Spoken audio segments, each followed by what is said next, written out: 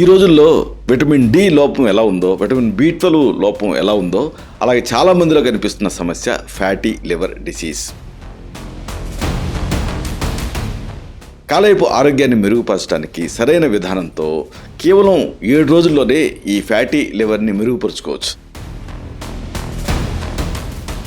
అలసట, ఉబ్బరింపు ఇలాంటి సమస్యలతో విసిగిపోయి కాలేయం ఆరోగ్యం గురించి మీరు ఆందోళన పడుతూ ఉంటే ఈ రోజు నుంచే ఒక ప్రాక్టికల్గా ఉండేటటువంటి దైనందిన ప్రణాళికతోటి ఈ కాలేయపు ఆరోగ్యాన్ని, దాని హెల్త్ని ఇంప్రూవ్ చేసుకోవచ్చు. కానీ అసలు మనం రోజువారీ తినేటువంటి ఆహారంలో ఏవి కాలేయానికి హాని చేస్తున్నాయో మీకు తెలుసా? ఫ్యాటీ లివర్ని త్వరగా ఇంప్రూవ్ చేసుకోవడానికి రోజు కొన్ని ఈజీగా ఉండేటువంటి పనులు చేయాలి. దీంతో ఈ కాలేయం మళ్ళీ ఆరోగ్యంగా మారుతుంది. ఇంకా ఆయుర్వేదం దీనికి ఎలాంటి అద్భుతమైనటువంటి మార్గాలను సూచిస్తుందో, మనం ప్రాక్టికల్గా అనుసరించగలిగేటువంటి చిట్కాలు ఏమిటో మీకు తెలుసుకోవాలని ఉందా? కొన్ని రకాల ఆహారాలు ఆల్కహాల్ తీసుకోకపోయినా అప్పటికీ కూడా కాలేయంలో కొవ్వు చేరడానికి ప్రధాన కారకాలుగా ఉంటూ ఉంటాయి.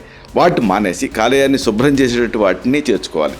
దీంతో ఈ ఫ్యాటీ లివర్ సమస్య నుంచి పూర్తిగా బయటపడవచ్చు. కాబట్టి కాలేయాన్ని ఆరోగ్యంగా ఉంచుకునేటువంటి ఈ ఆహారాలు ఏమిటి, వీటిని తెలుసుకోవాలనుకుంటున్నారా? ఈ కీలకమైనటువంటి అంశాలని, రహస్యాల్ని ఒక వీడియోలో తెలుసుకున్నాం. దాని తాలూకు లింక్ని కింద ఇస్తున్నాను. దీన్ని క్లిక్ చేయడం ద్వారా ఈ మొత్తం సమాచారాన్ని మీరు చూడొచ్చు.